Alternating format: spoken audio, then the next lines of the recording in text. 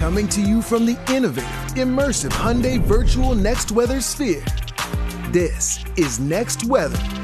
And a nice night in Rittenhouse Square, and we have a few more nice days ahead of us, but the Next Weather team is tracking our next weather maker. Here's Bill to tell you more about it. Yeah, Uke, as we are always looking ahead, even when we got a bunch of quiet days, we like to help you and your family plan. Good evening, everybody. Let's start you out with tomorrow. Tomorrow, the story is going to be the fall conditions and relatively cool, much cooler than today. Out the door, 48 degrees, 8 o'clock in the morning. This morning, we were about 10 degrees warmer than that, 58 degrees by noon, which, by the way, was the low in Philadelphia this morning.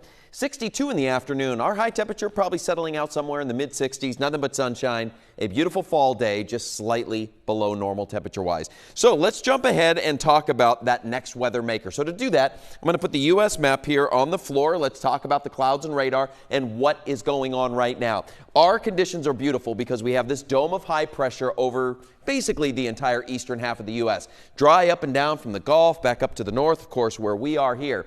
So where's our next weather maker? If you walk over here with me, it's this weather system right here that you see some of the green. You certainly see the clouds over the Intermountain region, moving on over to the Four Corner states. This is a system that's not that strong now, but it's going to push across and gain some strength.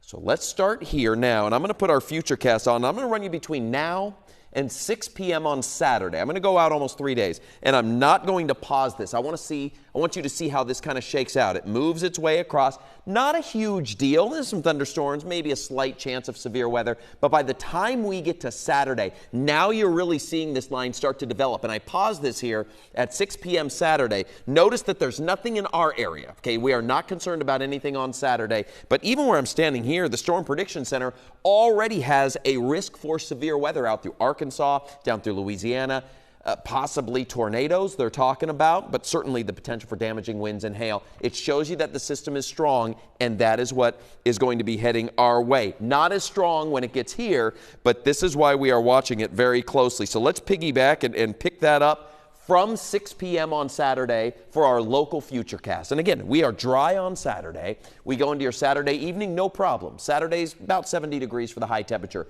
Sunday, we start out with some clouds, but here's that system starting to roll on in. Most of your day on Sunday looks dry, but about maybe 8 o'clock to 11 o'clock, the storm starts. We do get some showers rolling on up here, passing on by. Models now bring it through by Monday morning. I think it's going to be a quick mover, let's say 8 p.m. through 3 a.m., somewhere along those lines. We'll have the potential for some thunderstorms. It doesn't look like a big severe maker for us right now, but certainly something that we are going to want to keep a very close eye on, as this storm is likely going to have some history of producing some stronger storms out of our area to the west and off to the south. So ahead of it, 77 degrees for you on Sunday, despite the clouds. A little bit of a southerly breeze, knocking our temperatures up. Then we drop it back down to 65 on Monday. After that, Uke, another rainmaker. That chance is going to be there on Wednesday. But some nice fall days the next few. Yeah, digging those 60s. Thank you, sir.